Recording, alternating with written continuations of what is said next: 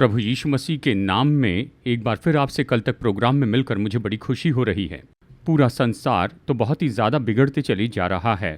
हम देखते हैं हर एक विषय के पीछे यानी प्रशासन, पॉलिटिक्स या पूरे संसार का पॉलिटिक्स बिगड़ते जा रहा है। अर्थव्यवस्था भी देखी जाए तो बहुत ही नीचे चली जा रही है। क्लाइमेट को ही देखिए, इसकी परिस्थिति और भी बिगड़ती जा रही है। पूरे संसार में हर एक कोई अपनी अपनी भावनाओं को दिखा रहा है। चलिए इसमें सबसे महत्वपूर्ण विषयों को हम देखते हैं। आइए कल तक में चलते हैं। सबसे पहले हमेशा के जैसे इस्राएल, यूएस, ईरान के बारे में देखेंगे। अब हम यहाँ पर क्या देखने वाले हैं, ईरान और यूएस के बीच में देखें तो सब एक साथ आते हुए दिखाई दे रहा है। वो करीब आते हैं, दूर जाते, करीब आते हैं, दूर जाते। इसका कारण क्या है पूछे तो ओवरऑल देखा जाए तो इसके पीछे कारण तो इस्राएल है। वो हर बातों में अपना सिर उंडेलती जा रहा है और इसके लिए इस्राएल और इस्राएल के जो अगवे हैं यही कारण है, इस तरह से कहा जा रहा है। ईरान के चीफ कमांडर ने क्या कहा अगर ये पूछे तो, हमारे और यूएस के बीच में हम सब कुछ शांतिपूर्ण रीति से खत्म करना चाहते हैं, लेकिन इस बीच में इस्राएल आकर सब कुछ बर्बाद कर रहा है, इस तरह से कहा।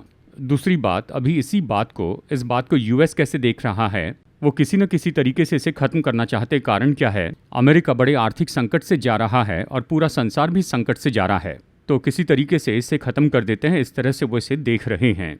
ठीक है, अब ये इस्राएल की ओर से कैसे चल रहा है इसे देखें तो इसके बारे में ईरान अपनी तरफ से कह रहा है, यूएस अपने साइड से कह रहा है। इस्राएल क्या कह रहा है ये देखें तो, ये युद्ध किस लिए शुरू हुआ था, ये ईरान की तरफ से एनरिचमेंट था, यूरेनियम एनरिचमेंट। वो कह रहे हैं ये है और ये कहते हैं कि नहीं है।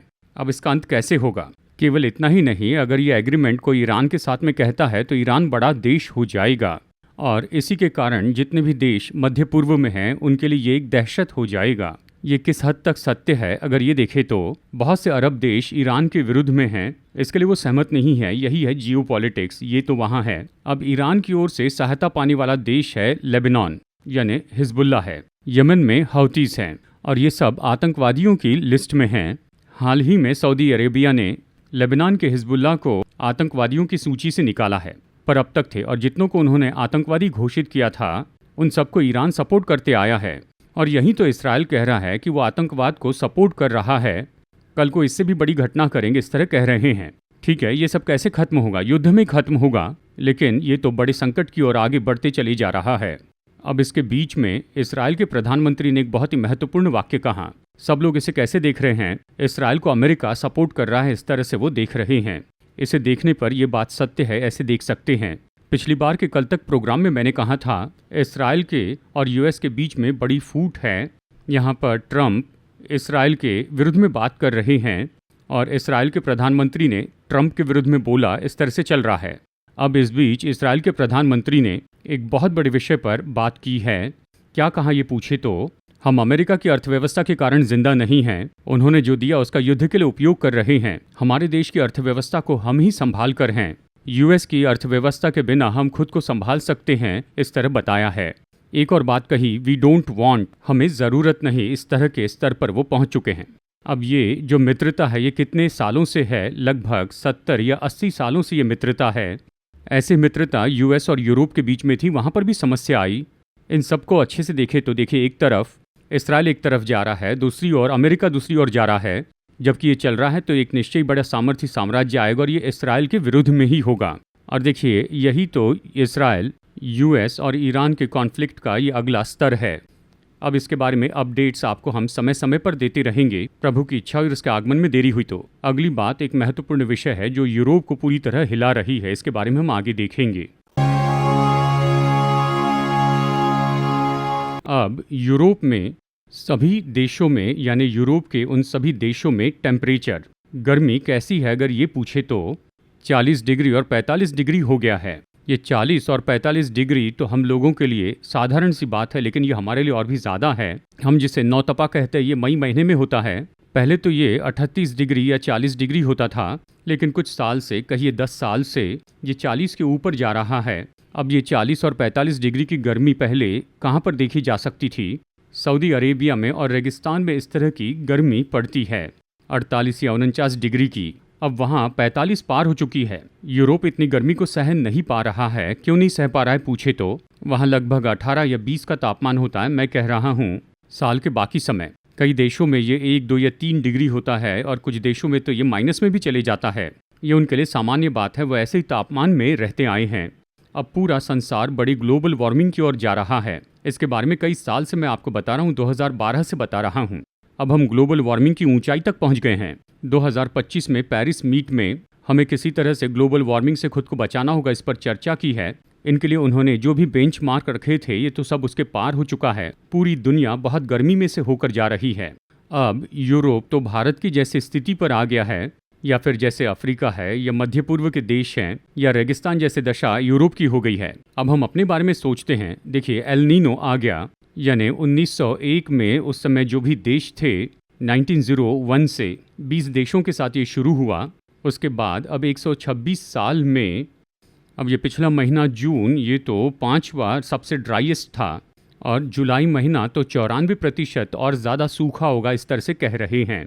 इससे भी ज़्यादा तो अगस्त महीने में होगा। ये एल नीनो के कारण गर्मी है। ये एल नीनो कुछ समय काल के बाद में आता है, 11 साल के बाद आता है, 10 साल के बाद आता है। ये अपनी ऊंचाई पर आएगा, ये कह रहे हैं। लेकिन प्रकृति में ही भूमि गर्म हो रही है, ये ज़मीन गर्म होती जा रही है। इस गर्मी को ही हम सहन नहीं कर पा रहे हैं।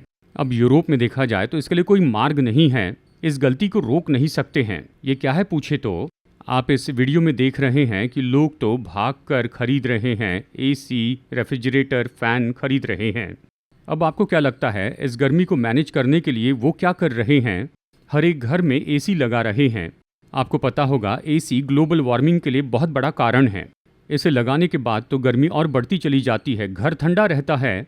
यहाँ तक की बात आती है कुछ समय के लिए घर में ठंडक होती है, पर बाहर ज़मीन और गर्म होती है। सोच कर देखिए, एसी के बिना 50,000 घर, अब वही 50,000 घर एसी लगाने के कारण और कितनी गर्मी फेंकेंगे। प्रकृति के बारे में आप सोचें तो आप इसे समझ पाएंगे। और ये अगले साल तो बहुत बड़े ग्लोबल वार्मिंग की ओर जा रहा है। भूमि तो जलने की जगह पर पहुंचेगी।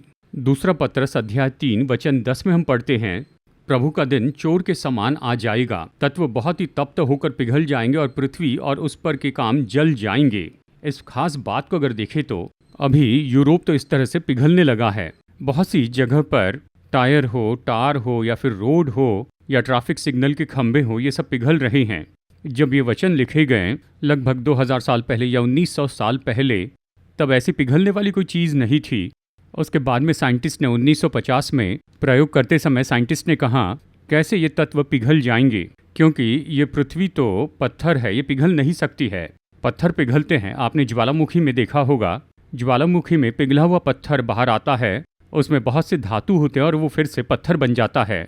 उसे लावा कहते हैं, वो फिर से पत्थर बन जाता है। लेकिन देखिए ये वचन कैसे पूरा हुआ, ये कैसे पिघलने लगा, यानी सड़क और ये सब कुछ कैसे पिघलने लगे। ये कहता है वे तप्त होकर पिघल जाएंगे और जल जाएंगे, और यही तो हो जाएगा पूरे संसार में। एल नीनो खत्म होने के बाद में ये मत सोचिए कि उसके परिणाम बदल जाएंगे, ये बहुत बड़ा अकाल लेकर आएगा।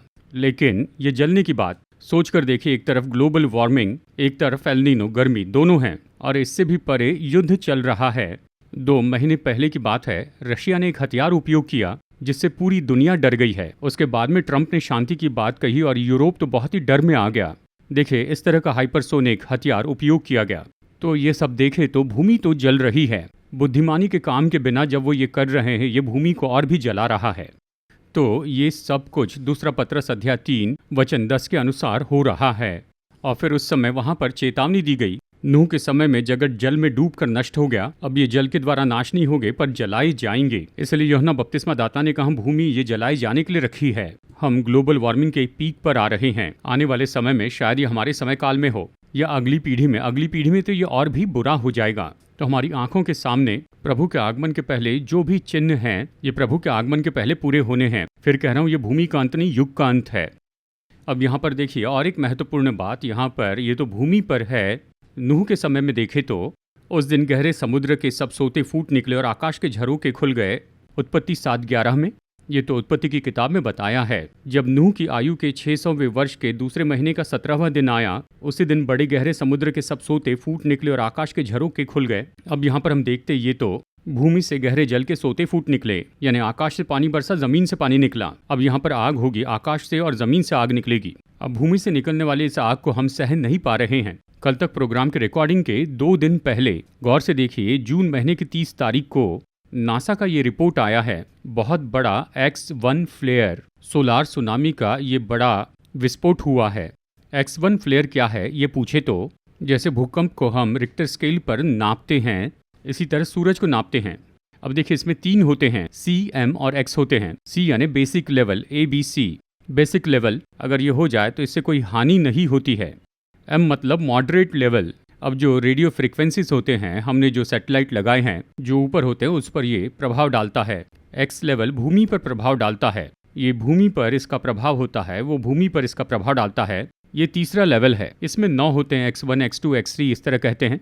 ये X1 का लेवल आ गया। अब ये तो बहुत बड़ी ऐसे रेडियो एक्टिविटी है कहते, रेडियो फ्रिक्वेंसी, ये तो अभी ऐसा हो रहा है कहते हैं। तो देखिए आकाश में आग तो तैयार है, यहाँ भूमि पर आग तैयार है। इसी तरह की सोलार सुनामी 2012 में आई थी। देखिए इसके लिए क्या कहते हैं, सोलार सुनामी 11 साल के बाद ऐसी बार बार आती रहती है, इस तरह कहते हैं। पर अभी की सोलार सुनामी ऐसी नहीं है। सन 2023 में आई थी, 2022-23 में आई, अभी फिर आई और इससे भी बड़ी आने वाली है कहते हैं। तो हम एक महत्वपूर्ण अंत की ओर आगे बढ़ रहे हैं। जैसे नूह के समय में भूमि का विनाश हुआ, फिर सब कुछ शुरू हुआ, उसी तरह हम एक अंत की ओर आगे बढ़ रहे हैं। साइंटिस्ट इसके साथ सहमत है, वो कहते हैं कि इस तरह से होगा, हम उसी ओर आगे बढ़ रहे हैं। प्रभु की इच्छा हुई और उसके आगमन में देरी हुई तो इन सब के बारे में अपडेट्स और अगले हफ्ते जो कुछ भी होने वाला है उसके बारे में हम आपको बताएंगे। आप हमारे लिए प्रार्थना कीजिए, हम आपके लिए प्रार्थना करेंगे। God bless you.